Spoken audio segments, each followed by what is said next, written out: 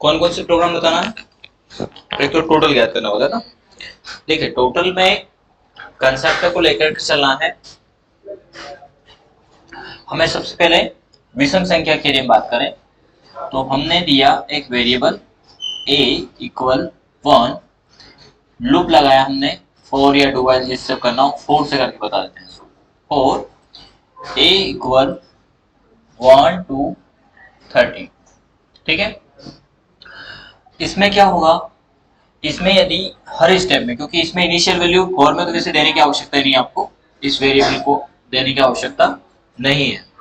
यदि 4 में करना है तो यहाँ पे दे देना आप स्टेप +2, यानी प्रत्येक स्टेप में 2 को जोड़े तो 1 और 2 कितना हो जाएगा 3, 3 और +2 5, 5 और 2 7। इस प्रकार से 4 अपना काम करेगा। यहाँ पर कोई a इक्वल a+2 ऐसा देने की आवश्यकता 4 में नहीं है। तो यहाँ पर हम दे सकते हैं कंसोल डॉट राइट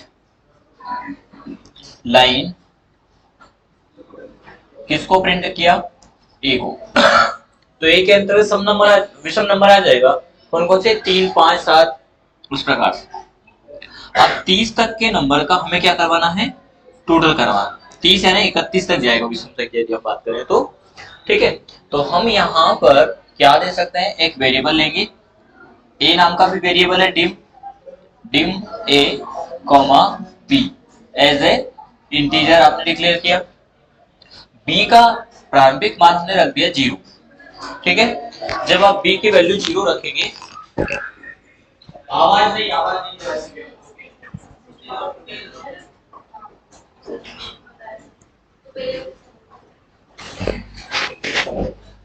अब b का इनिशियल वैल्यू हमने रखा है 0, तो क्या हम यहाँ पर दे सकते हैं b equal b plus a।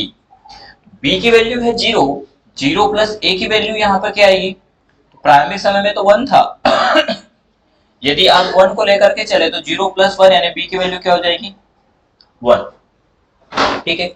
अगली बार जैसे लूप चला तो यहाँ पर b की वैल्यू 1 है और a की वैल्यू है 3, तो 1 प्लस 3 बराबर b की वैल्यू क्या हो जाएगी 4, ठीक है। फिर अगली बार गया तो b की वैल्यू है 4 और a की वैल्यू क्या जाएगी 5, तो दोनों जुड़ करके यहाँ पर हो जाएंगे, ठीक है। इस प्रकार से तो चलना।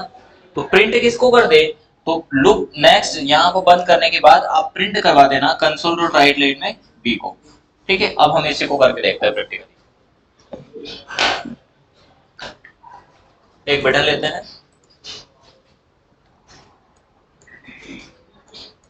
और यहां पर हम वेरिएबल डिक्लेयर कर देंगे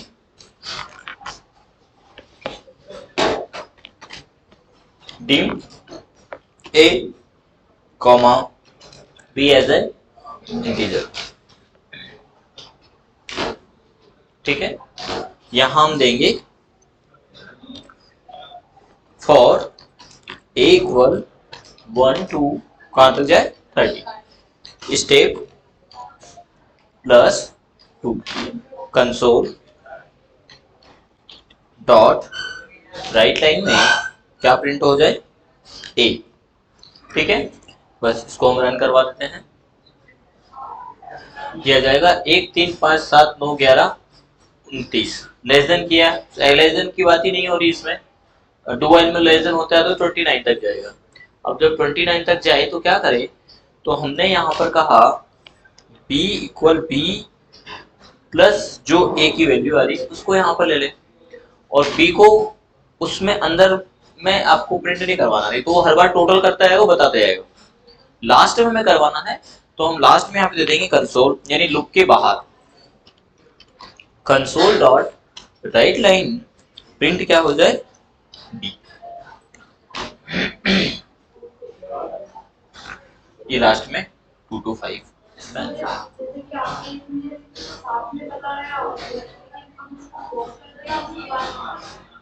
किसको क्लोज करते हैं आप, इसको क्लोज करने को नहीं, ऐसा नहीं होता है। इसको आपको बंद करना पड़ता है। नहीं नहीं नहीं नहीं, ऐसा नहीं होता है, वो आपके तरीके गलत अपना होता नहीं है, बता दूंगा, कहीं कोई गलती कर रहे होंगे आप, कोई गलती कर रहे होंगे आप, इसलिए, बाकी ऐसा नहीं। ठीक है, चलिए अगला प्रोग्राम क्या है हमारा?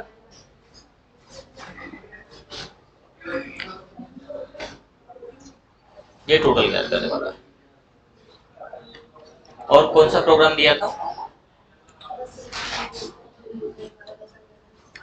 अब प्रोग्राम है यूजर द्वारा 10 अलग अलग नंबर को एंटर करवाना है और उनका टोटल ज्ञात करना है।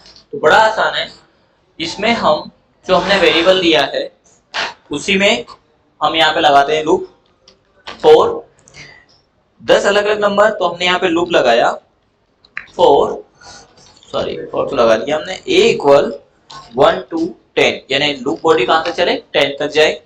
जब 10 तक जाए तो करे क्या? तो हमने कहा input b equal input box,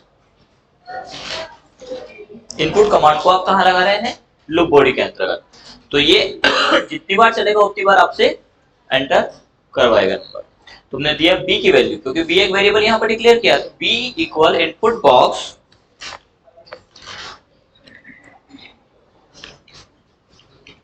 enter any number. ठीक है, अब इनका टोटल करना है जो भी b में आए। तो b में आपने कोई वैल्यू दिया, माना कि हमने दिया 10, ठीक है, फर्स्ट टाइम। तो 10 को जब b लेगा और नेक्स्ट टाइम अगला कोई नंबर दिया, जैसे आपने दिया 20 या 50, जो भी है, एनी कोई भी नंबर आपने दिया, तो 10 प्लस 20 होना चाहिए, तब जाकर के क्या रिजल्ट आएगा? 30। तो ऐसे 10 अलग अलग नंबर, तो नंबर लेने का काम कौन कर रहा है? b कर रहा है। ठीक है, लॉजिकली आप इनको हल करा करें। क्वेश्चन दिया गया है एक से रनिंग टाइम में, यानी इनपुट यूजर द्वारा 10 अलग अलग नंबर एंटर करना है और लास्ट में उनको टोटल करना है। तो एक तो हमने अलग अलग नंबर के लिए 10 बार 10 अलग अलग वेरिएबल ले लें, पर यहाँ पर लॉजिकली करना है, हम वेरिएबल एक ही चाहते हैं और कमांड लाइन भी एक ही चाहते हैं, यानी एक ही वेरिएबल को हम अलग अलग नंबर दें और लास्ट में वो टोटल बनाए वो भी साधारण वेरिएबल के द्वारा। एक वेरिएबल अरे मेमोरी वेरिएबल होता है जो आगे हम पढ़ेंगे, अभी हम साधारण वेरिएबल की बात कर रहे हैं। तो देखो इस कंसेप्ट को कैसे समझेंगे, जैसे एक ट्रक है, उस ट्रक में माल आया है और हमारे गोडाउन में उतर रहा है। ये ट्रक है, ये गोडाउन है और इसको मजदूर यहां से ले जा रहे हैं। अब इसमें कितना माल आया है, इसके लिए यहां पर एक मुनीम खड़ा करते हैं। अब पहला जो मजदूर है वो पहली बार में माना कि 5 प्रोडक्ट उठा के लेके गया, तो मजदूर क्या करेगा? 5 की एंट्री अपने पास कर लेगा। फिर अगली बार जब दूसरा मजदूर आया या वही मजदूर अगली बार गया, तो दूसरी बार में वो माना कि 7 आइटम उठा के लेके आया, तो ये मुनीम क्या करेगा? 7 की एंट्री अपने पास करेगा, लेकिन कैसे करेगा? 5 + 7, यानी कितने हो जाएंगे इसके पास? 12। अगली बार गया कि ये 2 लेके आया, तो यहाँ पे क्या करेगा? 12 + 2, हर बार जोड़ता जाएगा, तभी तो जाके मालूम पड़ेगा कि गोडाउन में माल कितना हो गया। माना कि यहाँ पे 50% ही उतारना था, तो ये काउंटिंग इसके पास यहीं पे होती जाएगी। यानी एक तो यहाँ पे मजदूर है जो बार बार आने का काम कर रहा है, एक स्टोरेज लिखने का काम कर रहा है। तो यहाँ पर मजदूर कौन है? यहाँ पर मजदूर हमारा ए, जो कितनी बार जाएगा? 1 से 10 तक चलेगा और हर बार कुछ प्रोडक्ट लेके आएगा, वो संख्या कुछ भी हो सकती है। ये मुनीम क्या करेगा? इसके पास जो है, इसके पास पहले क्या था? 0 प्लस ये ए जो भी लेके आया, माना कि फर्स्ट टाइम में 10 लेके आया, तो 0 + 10 यानी क्या हो जाएगी इसकी वैल्यू? 10। दूसरी बार में ये 20 लेके आया, तो पहले की वैल्यू जोड़ेगा, 10 तो मेरे पास पहले से थे और 20 और आ गए, तो कितने हुए? यदि आप लॉजिकली प्रोग्राम को हल करोगे कि एक वेरिएबल लेके आ रहा है और दूसरा वेरिएबल उसको स्टोर कर रहा है और लास्ट में हमने उसका टोटल ज्ञात करवाना है, तो आसान। क्या दिया हमने यहाँ पर? क्या दे सकते हैं? तो हमने b में तो वैल्यू दिया, लूप चलाया, a b के अंतर्गत वैल्यू स्टोर किया, यानी अब एक काउंटर चाहिए, यानी एक तो यहाँ पर लूप चल रहा है, ये बार बार मजदूर आने का काम कर रहा है, तो किसके द्वारा आ रहा है? तो b के द्वारा आ रहा है। अब हम क्या यहाँ पर दे सकते हैं? c = c + b, b में वैल्यू आ रही है और सी की वैल्यू क्या हम 0 रख सकते हैं? ये व्यक्ति कौन है? ये सी लूपिंग आने जाने का काम कर रहा है, मजदूर यानी ए, और वाया आ किसके द्वारा रहा? मजदूर, सॉरी मजदूर के द्वारा आ रहा है, लूप बार बार जा रहा है यानी मजदूर ही जा रहा है लेकिन लेके आ रहा है मजदूर। तो यहाँ पे तो अलग अलग मान हम रख लिए, ये यूं मान ले कि ट्रक में माल है और यहां से आ रहा है, ऐसा हम मान ले, ठीक है, तो हल हो गया। आप क्या करते हैं, डायरेक्टली उससे फाइटिंग करते हैं, तोड़ दूंगा फोड़ दूंगा ये कर दूंगा वो, ना जी ना, लॉजिकली समझे। आसान सा है, हमारे पास माना कि ये सी है, ये गोडाउन है, इस गोडाउन में अभी 0 वैल्यू है, कोई मजदूर यहां पर 10 प्रोडक्ट लेके आया, तो अब इस गोडाउन में कितना हो गया? 0 प्लस 10 हुआ, तब जाके 10 हुआ। 10 पहले से थे और 20 अगली बार लेके आए, तो इस गोडाउन में कितना हुआ? कि 20। तो पहले की वैल्यू जोड़ा नहीं जोड़ा? तो पहले की वैल्यू क्या? गोडाउन मतलब सी, तो सी इक्वल में उसी में जोड़ करके रख दोगे कि अलग ले जाओगे? तो C equal C plus B, B की वैल्यू क्या आई? तो अगली बार जो आई वो बी की वैल्यू है 20 आई, पहले से 0 था, तो 0 प्लस 20 यानी हो गया 20। अगली बार अब सी की वैल्यू 20 है, फिर माना कि 40 आया, तो 20 प्लस 40 करोगे, चलो ठीक है। अब हम हल करते हैं इसको। यहां पर हमने दिया, एक और वेरिएबल दे दें,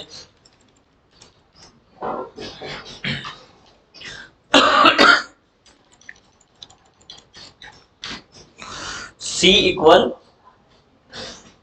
सी प्लस वेरिएबल को लाया बी। अब ए का क्या काम रहा? ए का काम सिर्फ लूपिंग रहा, 1 से 10 बार तक पहुंचाएगा वो, बाकी टोटल किस में हो रहा है? सी में।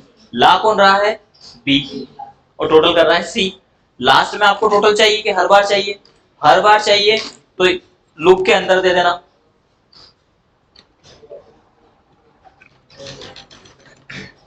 यहां पर आप दे देना कंसोल डॉट राइट लाइन, किसकी वैल्यू? सी की, ये सी आ जाएगा।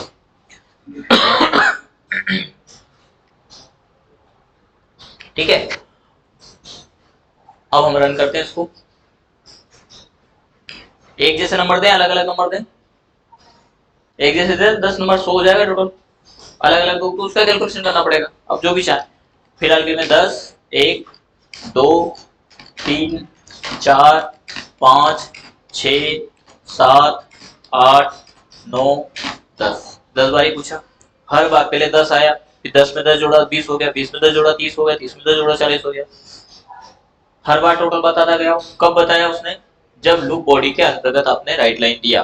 आप चाहते हैं कि लास्ट में बस टोटल बता दें, हमें तो टोटल से मतलब है, तो आप लूप बॉडी के बाहर प्रिंट करवा दीजिए।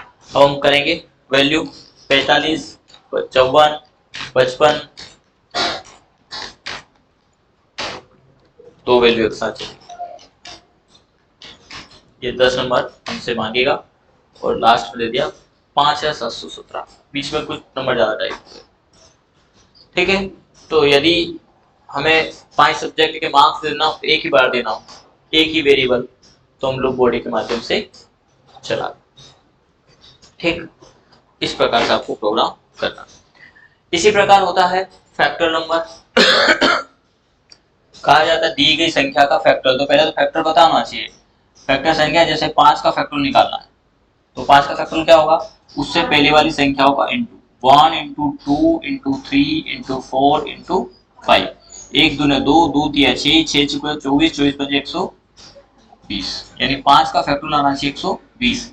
10 का निकालने के लिए बोल दे तो इंटू करेंगे और जो आउटपुट आएगा।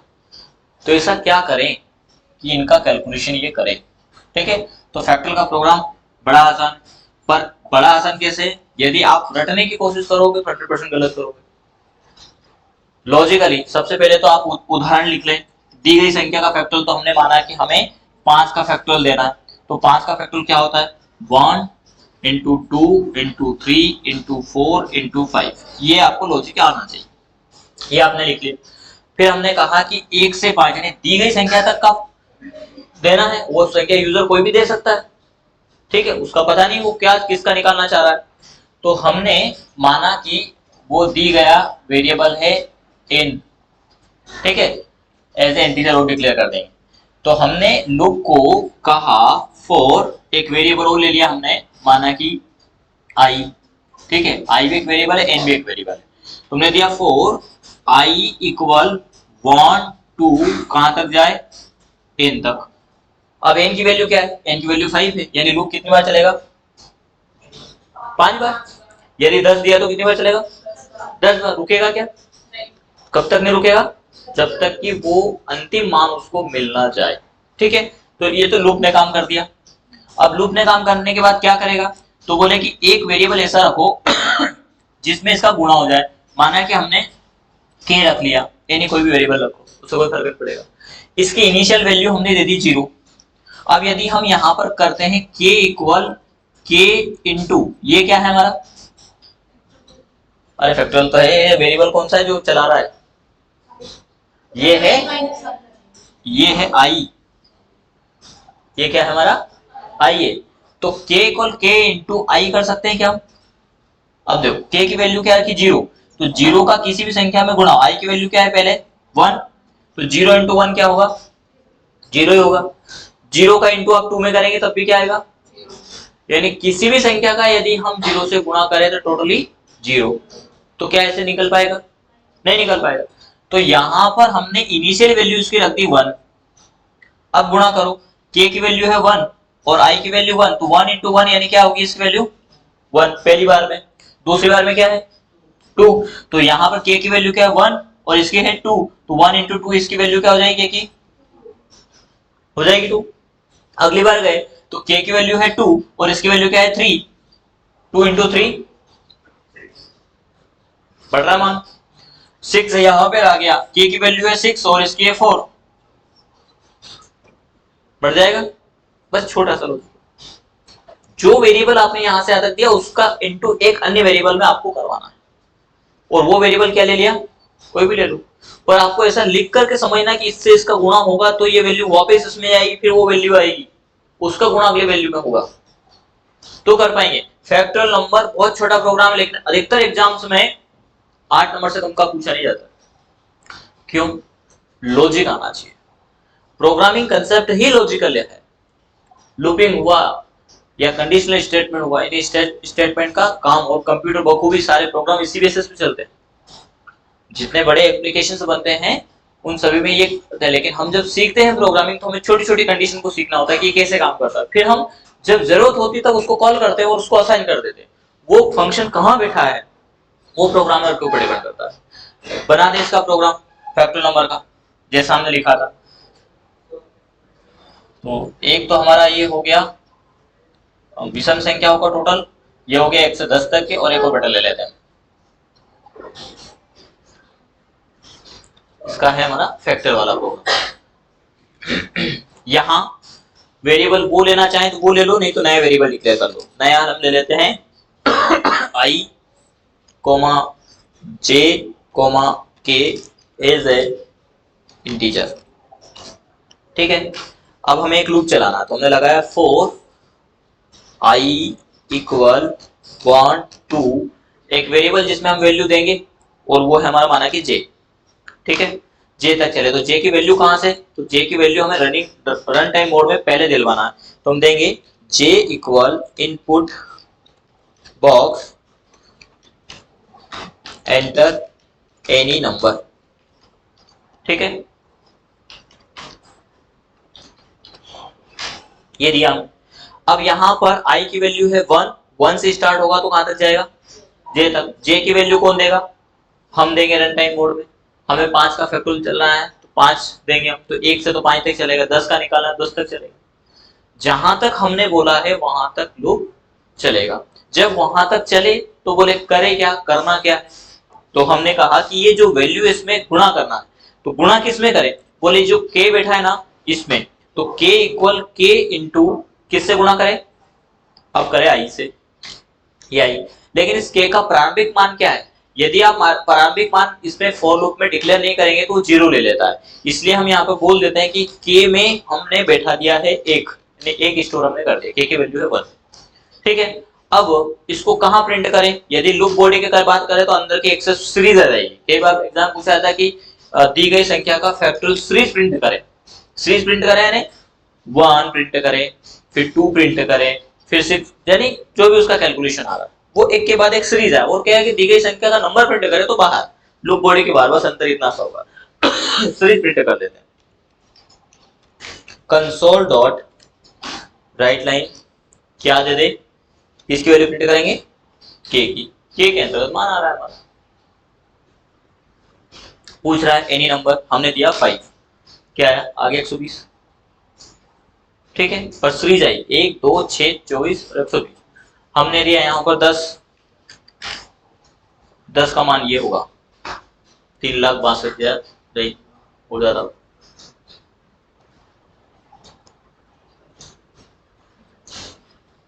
यदि आपने 25 दे दिया, a first change exception type system overflow, जो डेटा टाइप है उसकी कैपेसिटी नहीं इतनी, तो डेटा ओवरफ्लो हो गया है। हमने इंटीजर डेटा टाइप लिया और उसकी कैपेसिटी इतनी नहीं है, तो यहाँ पे एरर आ जाएगा। 25 का नहीं रहना, या तो इसका डेटा टाइप पहले चेंज करो।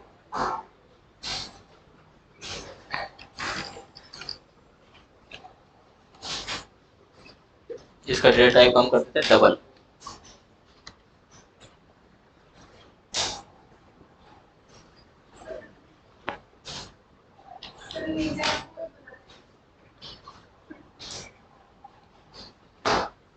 डेटा का टाइप, डेटा टाइप पढ़ो, वो कौन पढ़ेगा?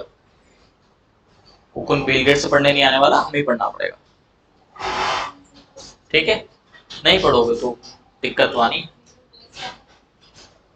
इतनी वैल्यू है उसके बाद तब जाकर निकलेगा। 25 का फैक्टोरियल निकालना तो पसीना आ जाएगा, ठीक है। सिस्टम ने निकाल दिया हो तो बेचारे ने, सही बंदा है ना। भला हो कंप्यूटर प्रणाली का, नहीं तो पुराने जमाने के लोग इतने मजबूत हुआ करते थे कि वो इतना काम कर सकते थे। हजारों लोगों का कैलकुलेशन वो करा करते थे, है ना। 5 पिछड़ 10 पिछड़ को जिंदा रहते थे ना, 5 पिछड़ वाले जिंदा रहे ना 10 पिछड़ वाले। तो कंप्यूटर ने इतना आसान कर दिया है, उसमें भी हम नहीं करना चाहते। मतलब जब वो काउंटिंग करते थे तो 5 एक का यूनिट बनाते थे और 5 यूनिट का एक बनते थे। तो ऐसे 10 पिछड़ मतलब 50, ऐसे कैलकुलेशन थे, इकड़म तिकड़म, है ना, इस प्रकार से चलते थे, है ना। तो प्रणाली थी, उनका कैलकुलेशन बहुत अच्छा था। अब हम डिपेंड है कंप्यूटर के ऊपर, तो हमें साधारण ब्याज या फिर जैसे ईएमआई कैलकुलेशन हो गया, ये सारी बेसिक चीजें भी हमें नहीं पता। पर कम से कम कंप्यूटर इतना अच्छा यूनिट है तो कम से कम उसका तो यूज करें, हमें लॉजिक लगाना आना चाहिए। तो अब आप एक सुंदर सा प्रोग्राम लिखें, और प्रोग्राम है आपका फिबोनी सीरीज का। फिबोनी सीरीज क्या होता है ये बताता हूँ। जैसे हमें 7 का फिबोनी निकालना है, ठीक है। तो किसी भी संख्या का फिबोनी स्टार्ट होता है 0 से, ठीक है। और इसमें बातें नहीं, 0 + 1 बराबर 1, फिर ये मान स्वेप होता है, ये 1 यहाँ आएगा, ये 1 यहाँ आएगा, तो 1 + 1 बराबर 2, फिर ये मान यहाँ आएगा, ये यहाँ आएगा, तो हो जाएगा 1 + 2 बराबर 3। अभी तक 1 2 3 में कोई चेंजेस नहीं, पर अब देखिए ये 3 यहाँ आएगा, ये 2 यहाँ आएगा, तो 2 + 3 बराबर 5। इसमें 4 नहीं आता। आप ये मत कहना है कि इसमें 4 कहाँ गया, फिबोनी सीरीज में 4 आता ही नहीं। फिर आएगा 5 यहाँ और 3 यहाँ, अब आ जाएगा 8। 7 अंक तक, 7 का फिबोनी मतलब 7 अंकों तक जाना चाहिए, 1 2 3 4 5 6 8 और 5, यानी 7 का फिबोनी होता है 13। तो ऐसा क्या करें कि दी गई यानी 7 का एग्जांपल के तौर पे इसी का निकाल लेना, यदि ये सही आया तो बाकी का सब सही आएगा। ये लॉजिक आपको लगाना है और इसका प्रोग्राम बनाना है।